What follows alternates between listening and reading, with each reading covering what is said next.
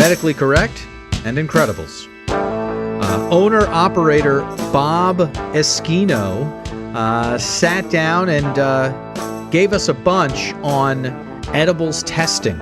It's something that he has taken seriously from the beginning. Gives us a lot of information, lets us know exactly what he's doing and where the industry is going in terms of edibles and testing. And it's Bob Eschino time.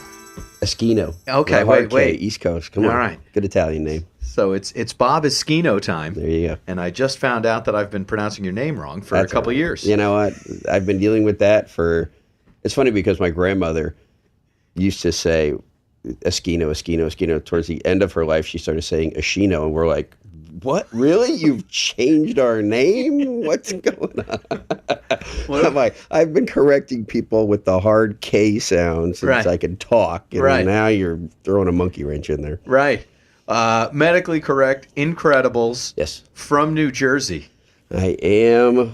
You know what? I've been in Colorado since I was 4. Right. So got it. Yeah, my roots are from Jersey. And so I need to, even though we're going to go directly to Colorado, I need to ask you what exit.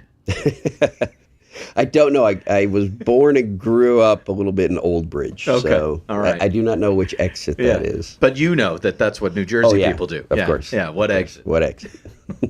All right. So you're out there in Colorado already when you're 4. So we already got there. Yeah. All right. And so same type of place as it is in 2015 back then, right?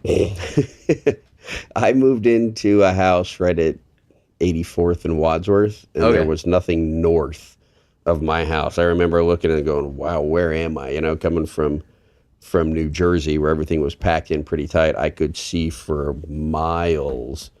Now it's more the center of town. But yeah, I've seen a little bit of growth, and I live in Windsor now. I've been there for almost 30 years. So I've seen the growth up in Windsor, and I've seen the growth in Denver, and it's been pretty crazy for the last few years. So, yes, we have legal cannabis there, but, take us through the growth in Denver proper. You said, I was at the top of town and now I'm in the middle of town. Yeah.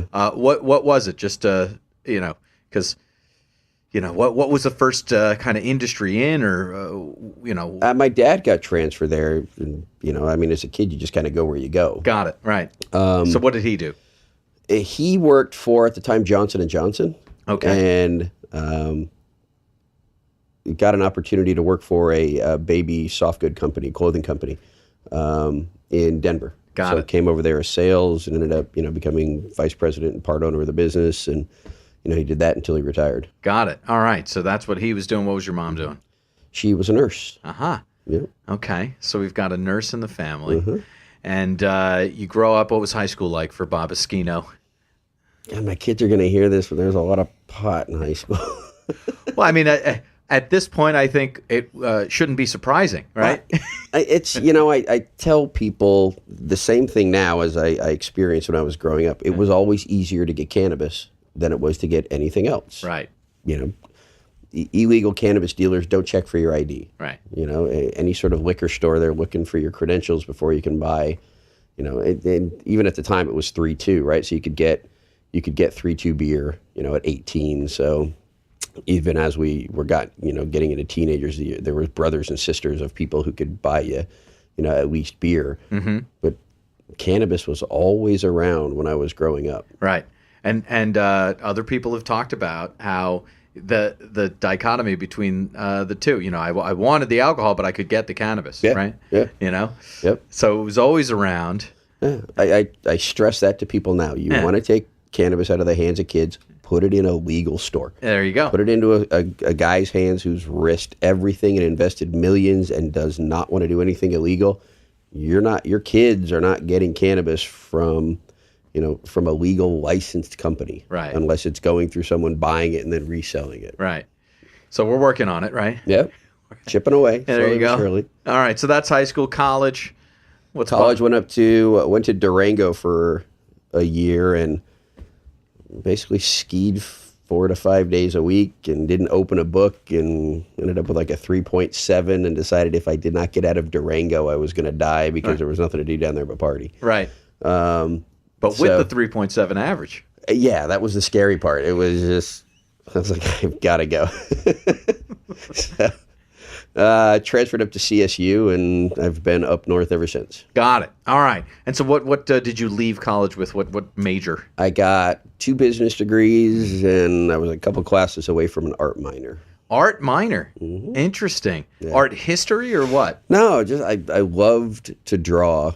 So I just started taking a lot of drawing classes, figure drawing classes, and they asked me, like, you want to stick around and get an art minor? I'm like, no. Right. I'm like, it was just something I did because I enjoyed it. But yeah. What would that do for you? Yeah, nothing.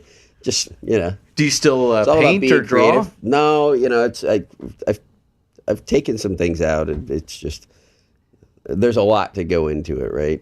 I don't have any of the equipment anymore. I don't have so. Got it. And plus, I've got to run this business. Yeah, you get that work thing. Yeah. So, all right. So the 2 business degrees. Why 2 business degrees? I was on my way to a general business degree. I got some bad information from my counselor at the time. Okay. Was talking about, if you do all of these credits, when you go to get your master's degree, you'll have all of these knocked out of the way. So I started taking all of these other classes as an undergraduate, mm-hmm. and like a year's worth of extra classes, and then sat down with a new counselor, and he said, he told you what? He's like, no, these won't count towards a master's. I'm like, well, that's what he told me. He's like, no. He's like, you're close to having 2 majors. I'm like, well, then I guess I'll just get 2 majors. Let's just do that. Yeah, stuck around for an extra year, took a few more classes, and ended up with double majors. So what were they? General business and marketing. General business, marketing.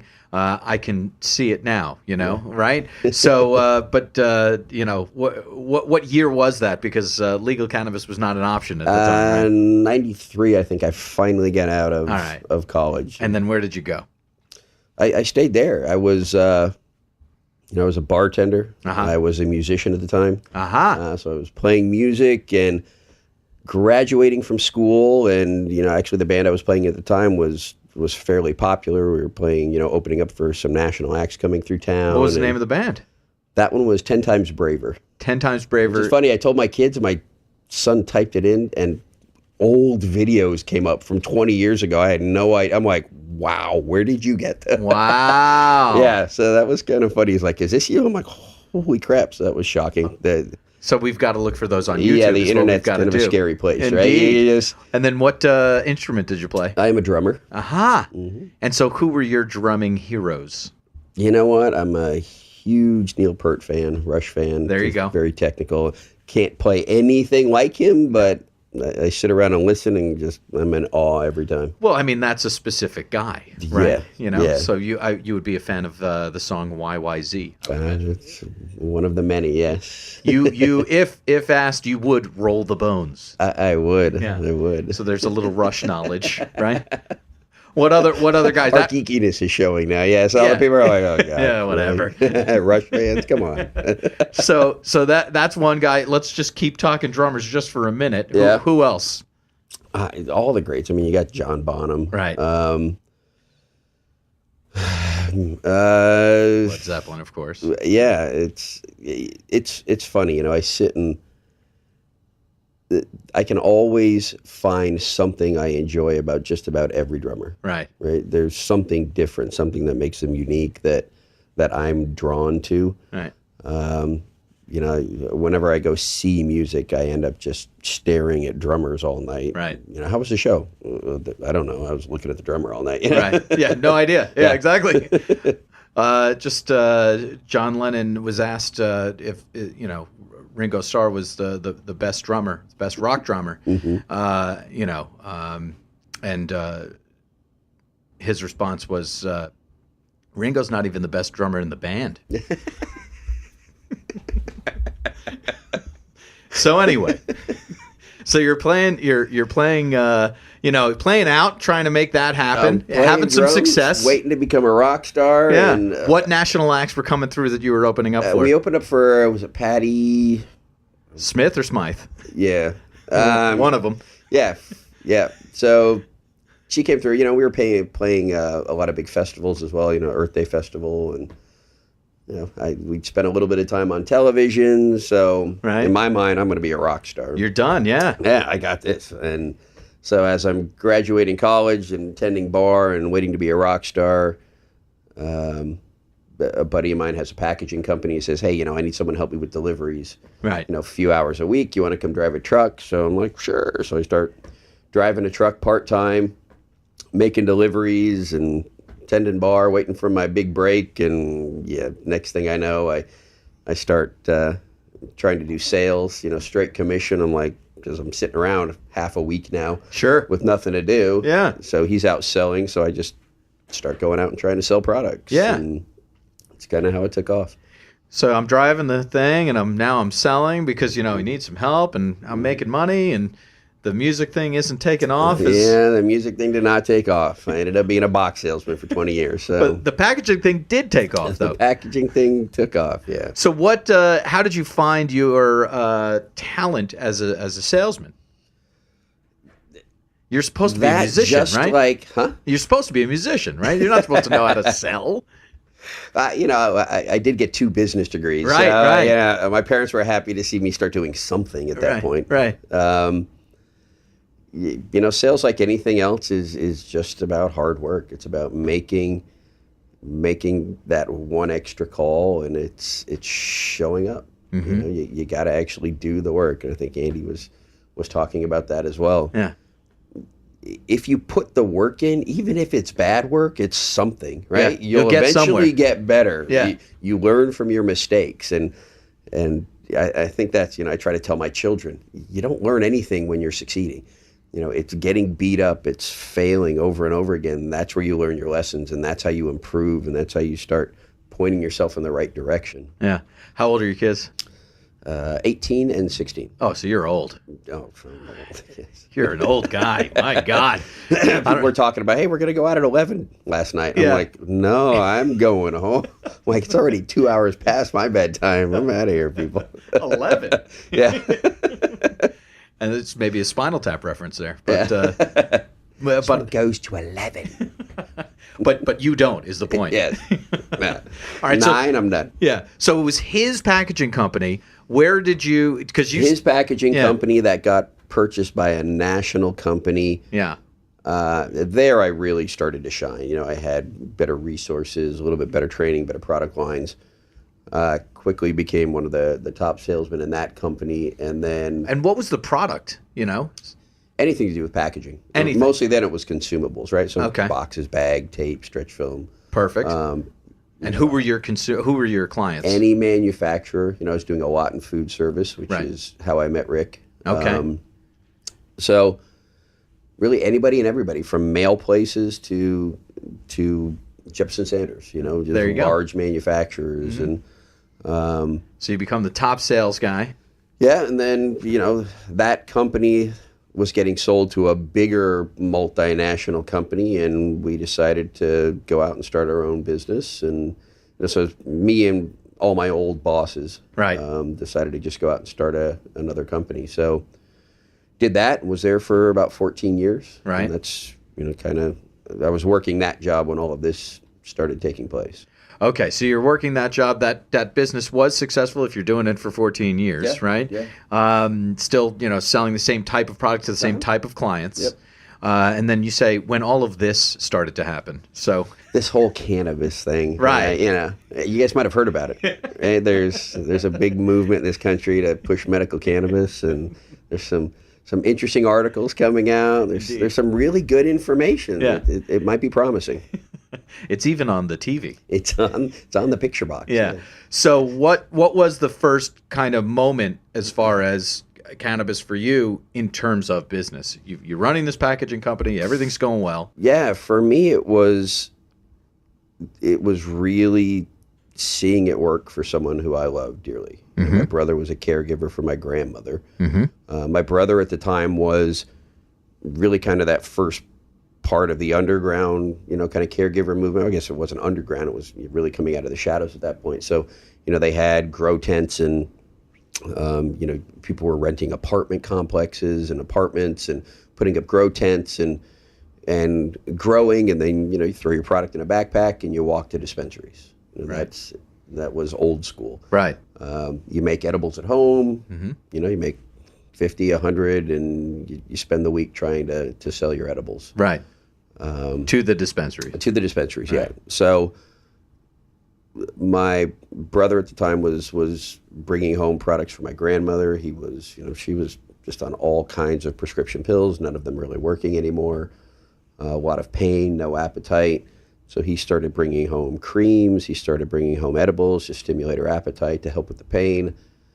And that's really about the time the light bulb went off. And I was like, wow, it's medicine. Yeah. It truly is. And I can see that now. For years, for me, it was a recreational drug. Sure. That's funny. I say that, the more I look back, the ADD, all of the things I suffered as a child, which I suffer from as an adult, Mm-hmm. I look back and go, that's why it worked. That's how I got through high school. That's how, I got through most of college, because I was slowing myself down to a point where I could focus. Yeah, where I could focus enough to get through school. Right. So even back then, it was medicinal. And I think a lot of people don't understand that. And even if you're taking it just to relax, it's medicinal. Right. There are reasons why people are drawn to cannabis. Mm-hmm. You try cannabis and it works. It does something to you that's beneficial. Mm-hmm. I can't tell you what that is, Mm-hmm. but your body seems to know, hey, this is working for me. And not to say it's for everybody, Right. but for the people who enjoy it, either recreationally, there's still some medicinal properties to it that they might not be realizing at the time. Right. But you were seeing your grandmother actually be helped. It was medicinal. I don't think she knew what she was taking, right? She was seeing the pain relief. Her appetite was coming back. So I saw it working medicinally Mm-hmm. through her, and that's when I went to Rick, who was a customer at the time, Right. and said, what if we do edibles? And he went, what? I'm like, because, at the time he's like, oh yeah, I can do anything out of this bakery cost plus 35%. Right. So, I started asking around and talking to people about edibles and finding out they're very inconsistent. People didn't enjoy them. They were afraid of them. Yep. If you've ever overconsumed an edible, it's an uncomfortable experience. Mm-hmm. So people really were shying away from edibles just because there were obviously no rules, no regulations. People didn't even test. We came into the market and went, what do you mean you don't know what your most expensive ingredient, and at the time it still probably was the most expensive, even though it was fairly cheap. Yeah. So, when we came into the market, it was all about testing. It was all about figuring out what we're putting in to make sure that the products are consistent. So how did you choose Rick? Is it simply because he had a kitchen, or? Well, yeah, we were business acquaintances, right? Right, of course. You have a relationship. Yeah, we didn't do things really outside of our business relationship, but I always respected him, and his expertise was taking a product, really perfecting a recipe and duplicating it tens of thousands of times a day. Right. So starting to ask the question, from a food standpoint, do you think this is something we can do? We can make these consistently. We can dose them properly. We can package them correctly. We can put nutritionals on there. All the things that weren't being done at the time in Colorado. Right. No one treated them as a food product, right? It was people just making them at home. Right. Rick said, yeah, we can do that, right? So we started running the numbers. We started looking at the best way and the way to make this happen, and which is completely different from the way we do it now, right? Okay. We thought we had it figured out 5 years ago, and God, we were so wrong. Yeah. Well, tell it. What do you mean? Everything about the dosing structure, everything about the extraction, everything about the products. We are not the company we set out to be. Our chefs are classically trained. We were going to do all the pastries and the cookies and the brownies and the apricot bars and the carrot cake, and which we still have all of those recipes. Yeah. We just can't keep up with chocolate right now. There's not enough oil or time in the day to really do a lot else. And if we were just kind of a different structure if we start baking again. Right. But we started out with those products, and we started out with steeping in butter and using green butter for our recipes. And there are people who tried our products were like, wow, this is the best brownie I've ever had, and this is the best cookie I ever had. We realized very quickly, when you're throwing away bad product, you're not throwing away, but you're throwing away cannabis. If you start to have shelf life issues with baked goods, you're throwing away a lot of product. A lot of money in medicine. Right. Rick's a food guy. Our people are food guys, but we were selling medicine. We always looked at it that way, and we didn't want to dispose of that. We wanted to find something with longer shelf lives, and then met Derek. Derek came in maybe a year. We had just gotten the kitchen open. It took about 14, 15 months to get the kitchen actually open and licensed and approved to make products. All right, but licensed and approved, so that means, where was 1284 in this life cycle here? Well, so Rick and I jumped ahead a little bit. Yeah, you did, right? So, Rick and I are looking at the business model, and we're looking at the products and say, hey, if we sell a couple hundred of these Rice Krispie treats a week, we might be able to make a little money. Sure. So we thought it might be a nice little side business, and we could do it from the bakery he was currently at. And 1284 popped up on the radar, which stated that you had to have a standalone kitchen. Right.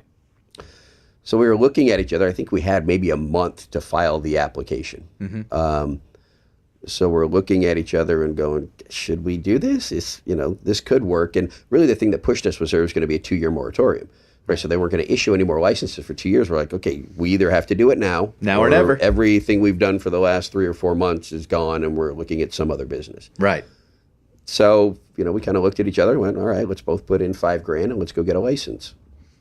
So, we went down to the dog track. The MED was at the dog track at the time, and we filled out our 27-page application. These things to get licenses they're ridiculous. They still are. But we filed for our cannabis license. We got our cannabis license, and then we went, okay, let's go out and try to find a kitchen. And not a single person would rent to us. We're like, we'll just go find an old sandwich shop, and we'll just start baking out of there. And we'll just people do that. Are like, what, cannabis? No. And him and I, business people, really not in the industry, right, taken off guard. We're walking around going, it's a legal business, right? I have a license. What do you mean you won't rent to me? We're not renting you a building. It's still federally illegal. Then we go to the bank to try to get a loan, and they're like, what? Cannabis? And I think that was the most shocking part. The funny thing is, 5 years later, that we still deal with banking issues and taxing issues and real estate issues. It's still here. It has not been solved. So... but from a business standpoint, that was the first hurdle we ever faced, and they haven't stopped putting hurdles in front of us for the last 5 years. So where did you find that kitchen ultimately? We found an empty box, basically, in an old slaughterhouse, I think it was, that was surrounded by grow space. So there was a small dispensary in one. Everybody was growing, and there was a little box that they were using as a drying room, and we just offered them way too much money. Right. It was a cannabis friendly building, and we went, we need this space. We will stick, I think we ended up sticking $60,000-$70,000 into this space to build it out. It took 14 months, and we paid them an ungodly rent, at the time. Right. So they could not say no at that point. Here's all this money, please. Yeah, please let me come in and improve your building. Okay, fine. So then there you are. There's the 14 months to kind of build it, and that's why it took 14 months. We got our license, we opened the door, and we were bankrupt. We had nothing left, and him and I were like, what the hell did we do? Right? We were like, oh my God, this was the worst decision we have ever made. Then started finally coming out with some samples. Okay, we're finally a licensed legal business, which was hard because for a year and a half we watched people without licenses. We watched people in their kitchens. We watched people doing things against the rules and regulations, growing, becoming successful. And we're sitting there going, should we just start making stuff? Right. And we look at each other and go, no. You know, he had another job. I had another business. We have kids. Like, I am not doing anything outside of the law. Right. You know, we are doing things legally. People who were in operation, right, who didn't have licenses, you know, they either started before licensing was even available, or they were all in process and felt that because they were in process, they can continue to stay in operation. We didn't know if that was true or not. Right. You know, I don't even think we had lawyers at the time. We were trying to do all of this ourselves, you know, reading the rules and regulations. And, you know, now we have 3 teams of lawyers on retainer, right? Congratulations. And compliance people. And like, your job is to make sure I still don't go to jail, right? As the rules change this week, you let me know what we have to change here so I don't go to jail this week, please. So we've hired people to do that for us now. And I want to talk about the consistently changing regulations. But, you know, you are bankrupt, but you're sending out samples, and I guess there was at least a little bit of success right there at the beginning, right? You know, it was probably once we started getting the baked goods out. Yeah. We got positive and negative feedback, right? Okay. So we were really kind of in that R&D stage because for 14 months we never experimented with cannabis. Right. We made products and we make the best brownie, we make the best cookie. You know, classically trained pastry chefs. We knew what we were doing in that arena. Now infusing it and getting the flavors and the tastes and the dosing correctly, we didn't get to experiment with that for 14 years because we didn't have a license, right? So we didn't want to risk anything. Right. So as we started playing around with that, it's a friend of a friend who made an introduction, and hey, you know, these guys are looking to hook up with an edibles company, and they want to come in and consult you, and you know, so Derek and Adam Dunn came in and, you know, took a look at us, and I'm sure they were like, who the hell are these guys? Right? You know? What's going on here? Yeah, like, you guys are getting in the cannabis industry, really? You know, but after spending a little time with them, I think they felt comfortable that at the very least we were pretty astute business people, right? And we kind of knew what we were doing, and Rick knew his way around a kitchen. So I think they felt comfortable really kind of sharing the beginnings of this company and really kind of changing the process. Looking at us and saying, you need hash oil, you need BHO, you need a closed loop system, you need to, and we're like, what? I had no clue what they were even talking about, right? It just like a foreign language. Yeah. You know, we had no idea that that's the way the market was moving. So we learned a lot very quickly, you know, and we bought our first closed loop system for $4,000 when we had no money, and that almost, you know, that pushed us over the edge. We're like, we cannot afford a $4,000 closed loop system, right? You know, to make this hash oil stuff, you know, and completely change our process. But you did. But we did. I mean, we saw their logic, and we saw what they were trying to teach us, and it made sense, right? And really, just from a shelf life standpoint, which we were already struggling with, a consistency basis, right? Now it allows us to test this oil better, shelf life on the oil as well. So that was really the beginning. And you've brought up testing a couple of times. Talk about, for as early as you've been testing, you know, and all the way through, the importance of testing and what you know and what you do. And if you forget anything, I'll remind you. Testing is the most critical part of what we do. And I don't think people understand that. And one of the things we struggle with on a daily basis is really the inconsistency in the testing market. Right, the labs are inconsistent amongst themselves. Right, so one of the things we've always done is we found the lab that we're comfortable with, and we use those results to dose our products. So when we get the finished results back from the lab, they should be within a range that we're comfortable with. Now you take that product and that oil that we tested in lab A and bring it over to lab C, you can get a wide variance. You can get staggering. to the point where you're just shaking your head going, God, who's right? These are so far off. This should be a little bit closer. Those are the things we struggled with for years and years and years, and they're getting better. The labs have finally listened to the people like myself who have tested from day one, who spend more money than anybody else probably in the state on testing.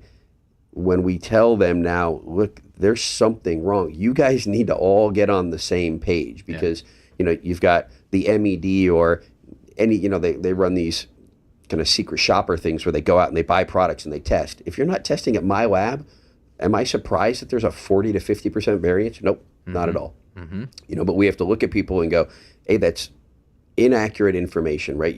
The way you're doing this is disingenuous, right? You are not giving the right results.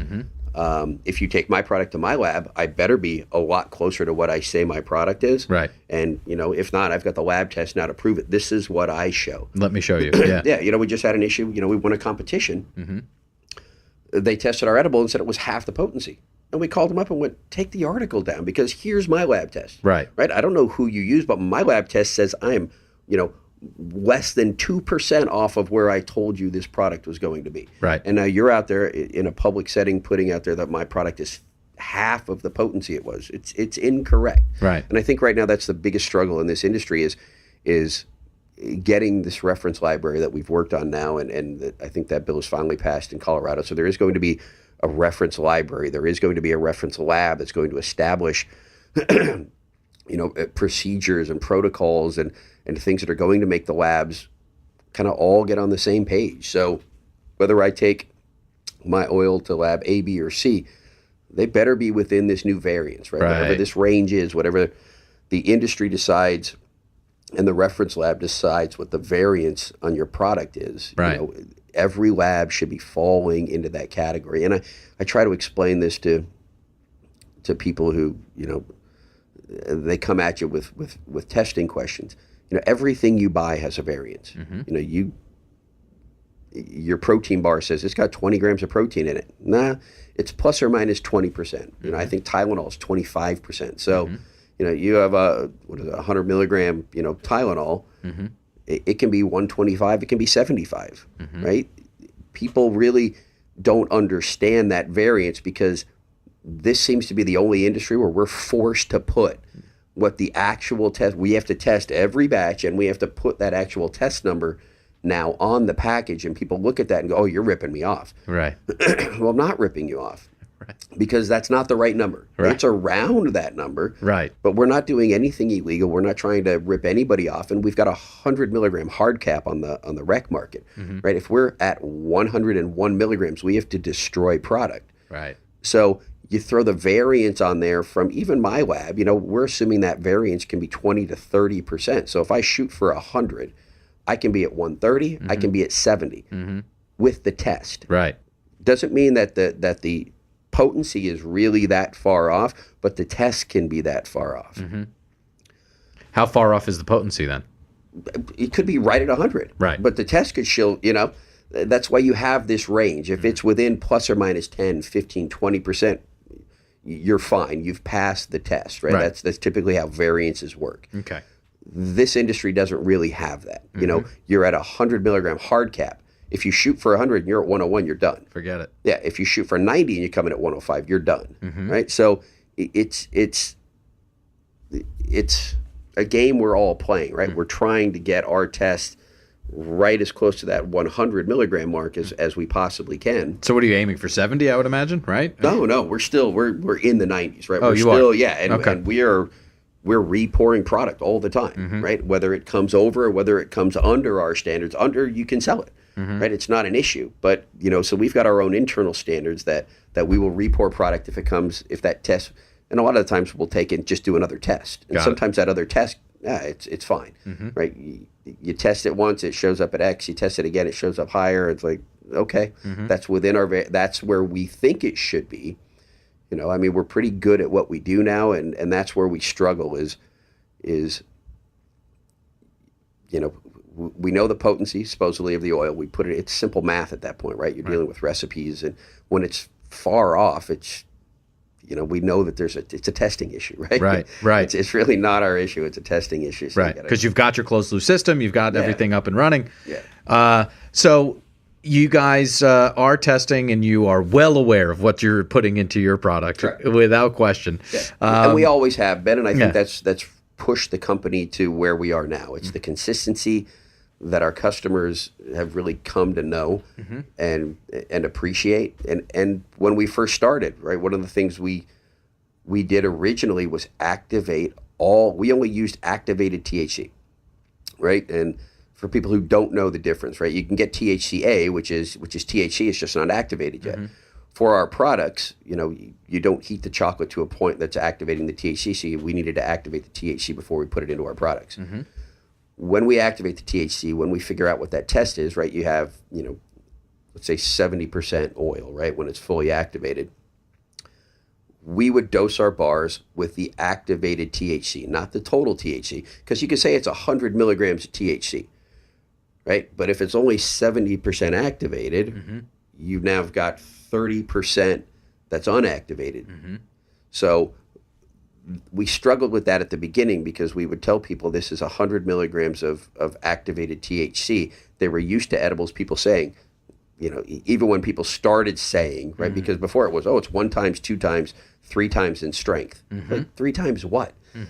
There was no real dosing at the time. So then people finally started coming out with milligrams and putting them on their bars. On the total bar. On the total bar. Right. So someone would say, this is, it's got 100 milligrams of THC, but only 50% of it was activated. So our bars at 100 milligrams of activated THC were technically twice the psychoactive effect as somebody else's edible. And that's where people were starting to struggle a bit and saying, hey, I can eat all of this 250 milligram edible. I have half of your 100 milligram and it's way too strong. So that education process towards the beginning, took a while. And I think the industry has finally caught up. Yeah, and is that why you went ahead and put milligrams onto the bar pieces? That really is following our mindset that this is medicine. Yeah. And we want to make sure that people know exactly what they're taking. And so explain what I'm asking you. On our bars now, we currently mark them. Yeah. We have the ability on some of our products that we can actually put the milligrams per dose, right? So, they're separated into 10 pieces, and each piece now has the active milligrams right on the piece. So, our 100 milligram bars are 10 milligrams per square. The 50 milligrams are 5 milligrams. The 30 milligrams are 3 milligrams per square. And I see 10 milligrams, 10 milligrams, 10 milligrams on the bar. Yeah. I talk to people about edibles, right? And there are still people who are afraid of edibles. There are still states who don't understand. There are countries who, we don't like edibles. They're inconsistent. It's like, they're not. As the labs get better, we get better. But in my mind, edibles are the best way to take cannabis medicinally. If you want 10 milligrams, you are pretty darn close with our 10 milligram square to 10 milligrams. You don't have that ability with anything else. You don't have it with vaping. You don't have it with smoking flower. So from a medicinal standpoint, I think edibles now are the most consistent way to take that medication. And we talked about the ever-changing regulation specifically for edibles, and let's just talk about Colorado. You talked about a bill passing just now, right? To get the labs on the same page. You've had to change your packaging on a dime. Still do. Right? There's probably more changes coming. And you're ready for them. Yeah. And how far along do you think we are to getting to kind of a complete consistency, a complete equation of, any edible that I go into a dispensary and pick up is now I've got the consistency. If I pick up this, or if I pick up this, if I pick up this manufacturer, pick up that from this dispensary, from that lab. I think we're there now. Okay. Everybody has to test their products now, right? On the rec site. You can't, it does not come out of metric until it gets tested. So everybody everybody's testing. Everybody knows. Everybody is trying to do the right thing. Everybody is trying to make sure that their products are consistent and dosed properly, because now it's public knowledge. Right. You have to put it on the package. Right. So there's nobody out there deliberately trying to undercut the customer. No. Right? Right. Everybody is trying to give the customers exactly what they want. Where we're still struggling a bit is the inconsistency with the labs. Right. So if my lab says this is 100 milligrams, some other lab might say it's 60. Right. Some other lab might say it's 140, right? So that's some of the issues we're seeing now, where they, do these undercover reports and say, hey, we took all these edibles to one lab and tested them all. Right. It's like, if that's not the lab where the oil was tested originally and the bar was tested originally, it does not surprise me that the results fluctuate that drastically. And do you think that this most recent bill solves that in Colorado? It's going to. Right? Okay. It's going to not only help Colorado, but hopefully help the industry as a whole. Because right now, nobody's the real, noticed, identifiable expert when it comes to testing. All the labs think they're the best, right? But there is no industry group that is monitoring, a reference lab, a reference library that's sending out, okay, the reference lab says this is 100 milligrams, I'm going to send this to all of the labs, and you all better be pretty darn close to that 100 milligrams. And here's the procedures. Here's how you have to do it. Right. I think once that happens here in Colorado, then that reference library can start to spread to the U.S. and to the entire world. Because, maybe with the exception of California, nobody's testing more cannabis in Colorado. Right. Right. We are the experts now for testing. What's the timeline on the reference library? I think it has to be done by the end of this year. Great. Okay, fine. So we make our way into 2016 and everybody's kind of on the same page. Yeah, and then there's new regulations that are going to follow on the heels of that reference library when it's talking about products and packaging and, 1366 and medical testing. Testing is required on the recreational market. It's not required on the medical market. We test, we always have. But they're trying to mandate it now. And testing is very expensive, right? And the things they've done on the rec market is we literally have to test every batch. And now you're doing 4 tests, and we're about to move to 5 and 6 tests on every batch of product we do. It's a very, very expensive, and people don't understand that those costs, get passed down to the consumers. And we want to find a way where we don't have to test every batch, right? We earn. We'd like to find a place where we're, like any other industry, right? That you can validate your process. So as you're successfully passing these tests time and time again, you earn a gold star where you don't have to test every single batch. We're good at what we do. They've moved process validation down to 10 milligram pieces, but they don't do it for anything above 10 milligrams, which we feel is a little unfair. They're trying to force the industry into 10 milligram individually dosed pieces. That's not the way the market is working, right? It's not what people want. It's not what the customers want. Right. It's what a select few people want, because they're still afraid of cannabis. So they're pushing that direction, right? There have been a few instances with edibles and people over consuming edibles. Statistically, it's non-existent, right? The instances that have happened are tragic, and we definitely don't want to see them happen. But the industry, I think, has been very responsible. We've approached the market responsibly, and we're trying to do the right thing. We shouldn't be punished, year after year. And when medical testing comes into effect next year, the only thing we've asked is, I'm okay paying for that, especially if you're going to mandate it. Right. But make sure it's correct. Yeah. Right, because with these inconsistencies that we see across the labs, I have zero confidence that the tests are correct. Right. So before you force me to pay the money for them, you guys need to police yourselves. Right. Why should I force you to spend all this money on something that is wrong? And make it law. Right. You have to do it. Right. Hey, you have to spend thousands and thousands of dollars every month for this, and it's incorrect. But we're going to make you do it. Are you going to be happy? Right. But now we've got the reference library and coming it's in. Process, There we go. Yep. And you said it's incorrect, which brings us to medically correct. Yes. Is that the etymology of the name? Medically Correct was just really a company name, right? We had 30 days. right? And Rick was sitting at home one day and went, Medically Correct. I'm like, that's fine. Right. So we started the company as Medically Correct, and then we came up with the brand name Incredibles. Right. Which we felt, we liked the name Incredibles for the edibles that we were making. Right. We're starting to incorporate now Medically Correct back into our name a little bit more, just because we've always looked at ourselves as a medical company. Mm-hmm.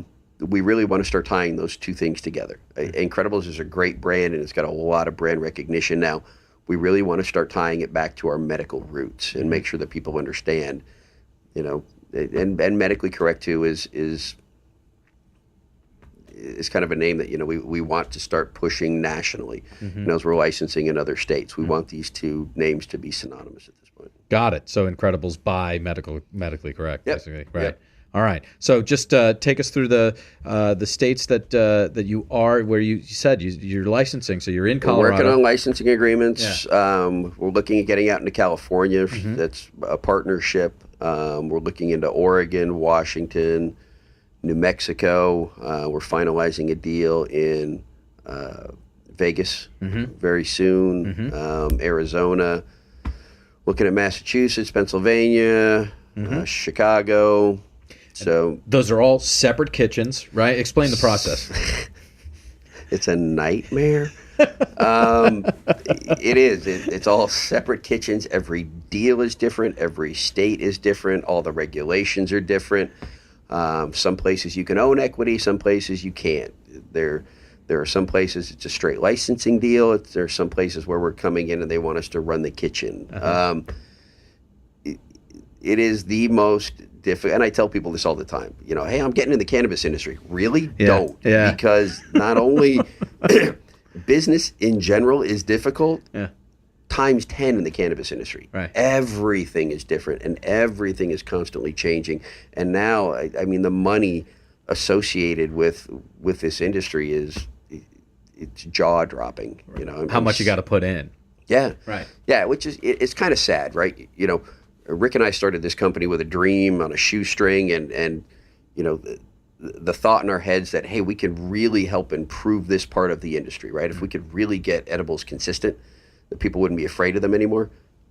The barrier to entry now in all these other states is you can't do that, which, you already have to be a millionaire just to get into this business. And it's a shame to see.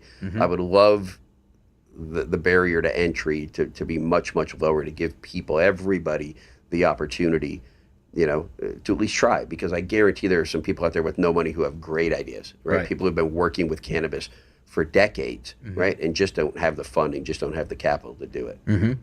Okay. Well, I mean, so then congratulations for getting in so early, I guess, right? Talk about the Edibles Council, because it does go back to what we've been talking about. And we spoke to Julie Berliner and we spoke to Julie Dooley, and they all provide more information on their packaging than, what is prescribed. Because, as you mentioned also, that's what the consumer needs, not necessarily the regulator, which is what the packaging is set up for. Yeah. So what are you guys doing with the Edibles Council? Really just trying to navigate the waters, right? Everything's going to change again. This last legislative session just finished up, and I think there was 20 cannabis bills, right? And now we all have to now look through these and figure out where the regulations are going to change, how things are going to look different.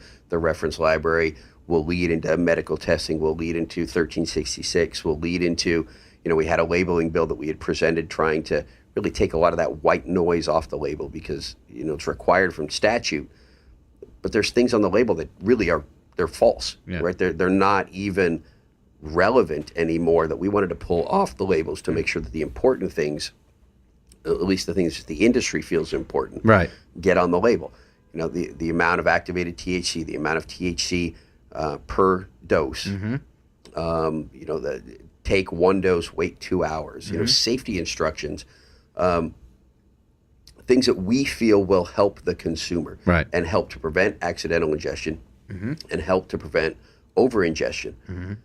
We're regulated by statute to put so much crap on the label now. We just wanted to clean those things up, and that was shot down, right? the Smart Colorado thinks that we're up to something, and we're trying to pull one over on people. It's like, we're trying to make the product safer. We're trying to do exactly what you want us to do. Right.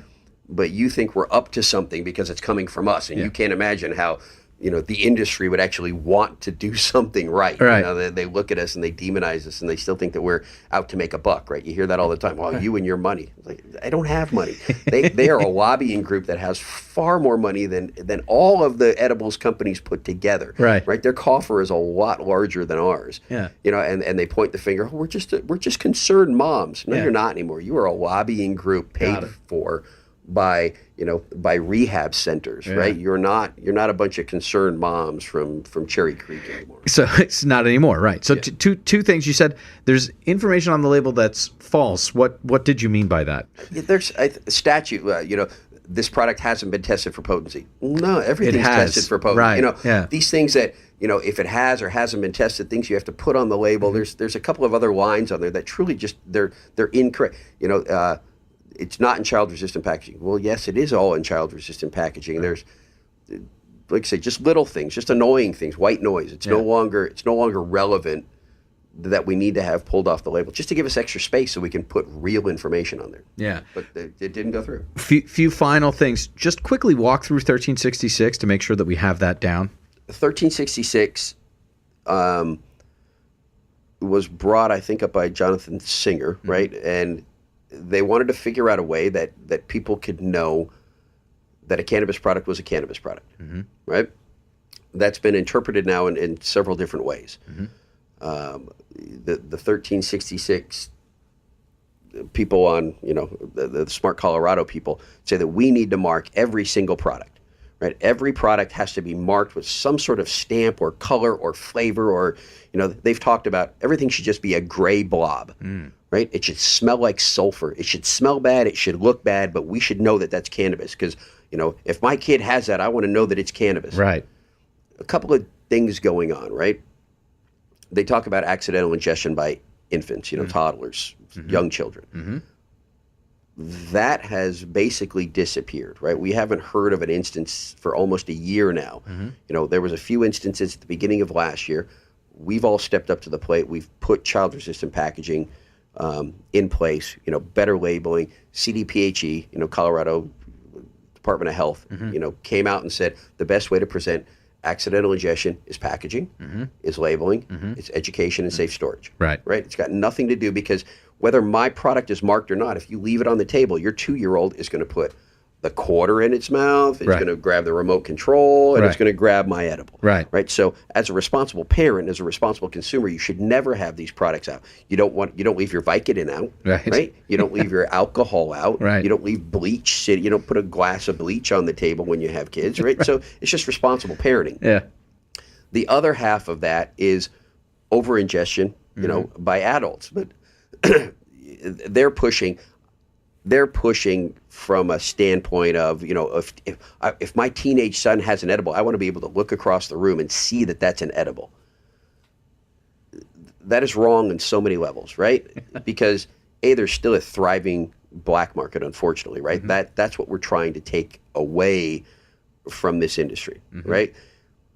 In order for that to happen, we need to have regulations that keep our products affordable. Every time we have to add packaging, more labeling, more testing, our costs go up.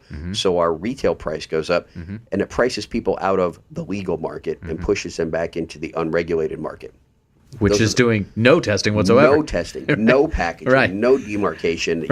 And there's some guy making stuff in his kitchen claiming, hey, this is 200 milligrams. No, it's not.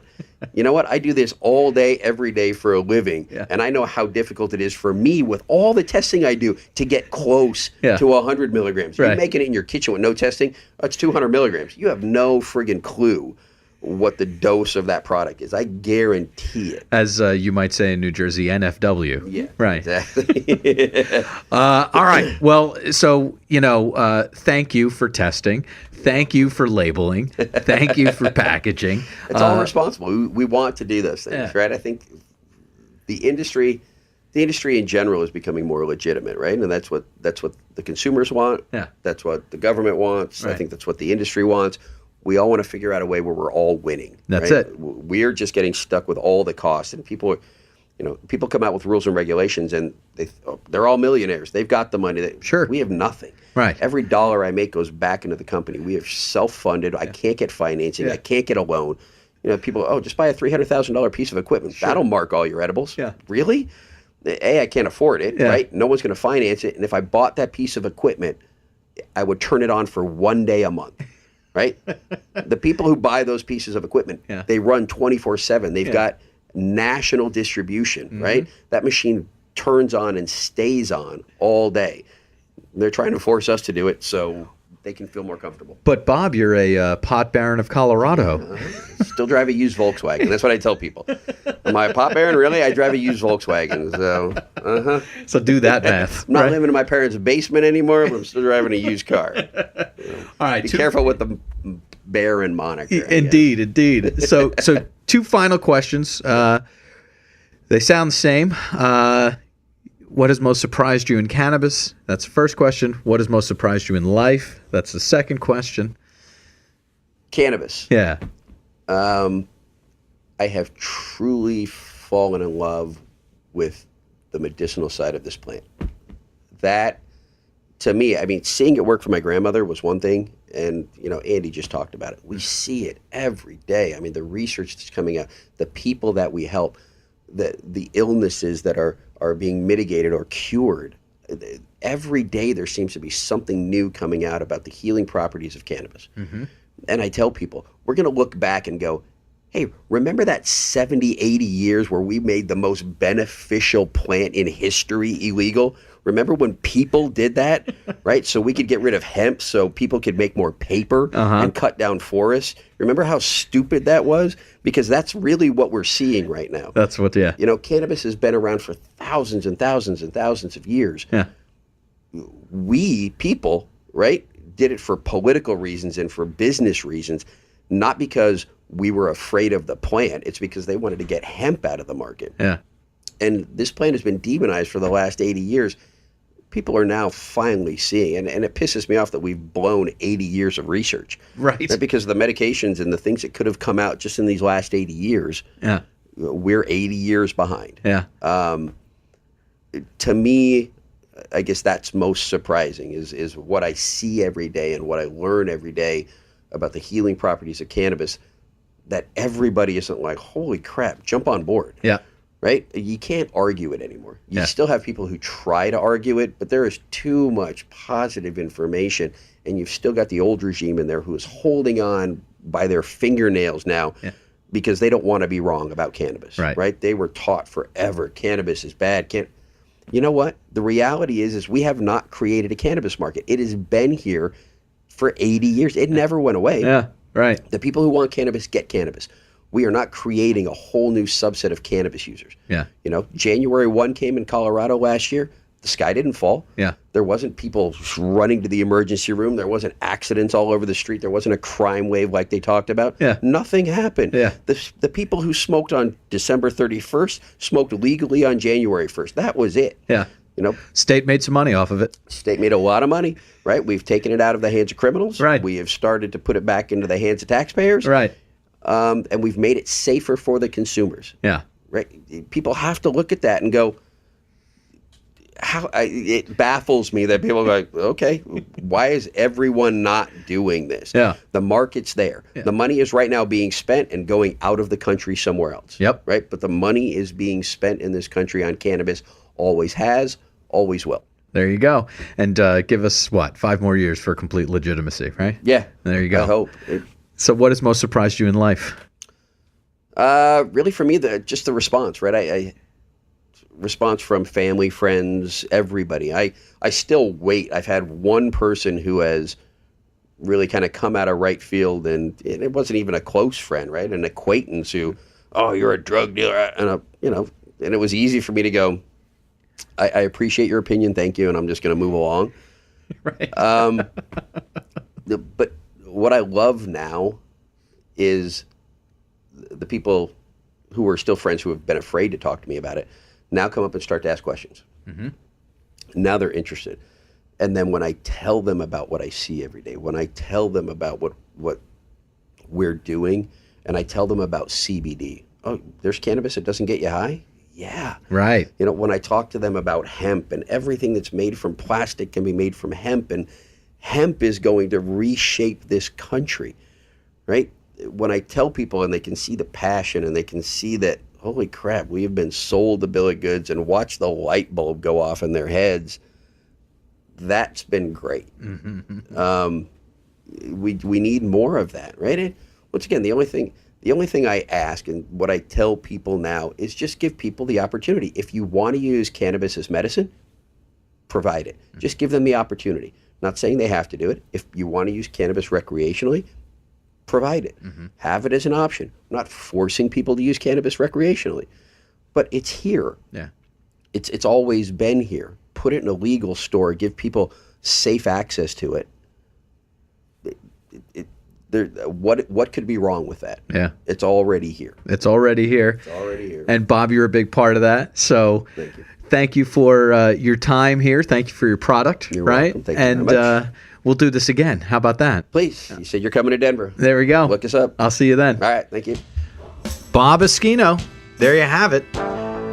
This is definitely one to tell others about, please. Also, let's take the opportunity and ask you to tell others about all of this. We'd love to hear what you think, and we'd love for you to pass along the word about what we're doing here.